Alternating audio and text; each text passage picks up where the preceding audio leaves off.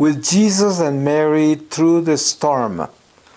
We continue going through these serious changes in the world. And we all know that the world is never going to be the same again. And we have to prepare ourselves to live a different life. And also to accept the changes, the sudden changes in our lives. Also to understand that we are pilgrims, we are in transit, this is not our home. We should not feel like we are attached to this transitory life. It helps a lot to understand that in times like this. We should feel that way always, but now more than ever. Because if you let go and let God and abandon yourself in the hands of God in times of trouble, times that are difficult like this, and times that are so unpredictable. You look at the future and you ask yourself, what will it be? What will be? We don't know. We don't know. Whatever be will be. And then the question is, we live in a life that is not ours. It belongs to God.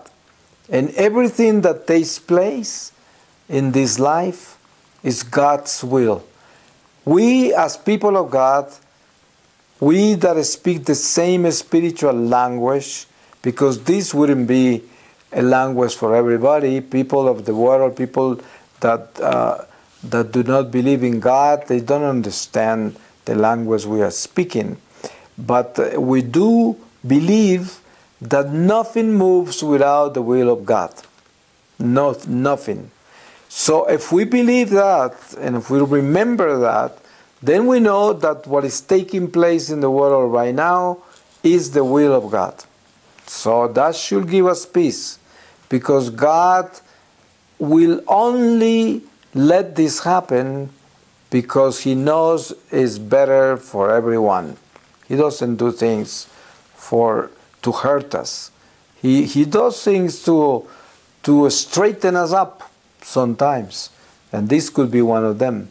We don't know. But anyways, when you look at the world and you see the nature the world has turned into and what we have become through sin, through decadence, through disobedience, then we know, well, it's nothing surprising that changes like this come upon us, that the world is turning this way, that things like this are happening. It's not a surprise. So we should be really thankful to God that somehow these changes are so drastic, so strong, that are changing everything around us, everything, including us inside. Everything is changing. Everything is moving. Only God knows how, but we know it is. And so, what is the most important thing to do is to make sure we have peace, inner peace. And we know that that peace can only come from God.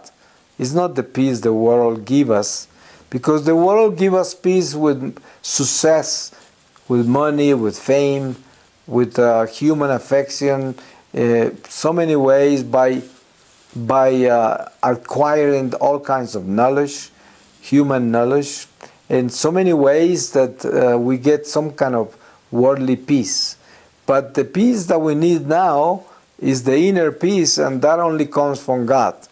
And a lot of people practice their faith, and while they practice it, when they are in church, professing the sacraments, they feel peace, but they don't necessarily carry that peace inside them. So in times like this, the challenge is, how much peace do you really have in your heart? Which means how much of God is really in you. And this is a great exam, a good examination of our faith at this time. Because the peace in your heart is the sample of your faith, is how much faith you really have.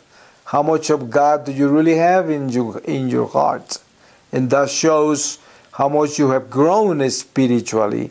So this is a good opportunity to take a good look at yourself and be sincere and find out, do you have peace?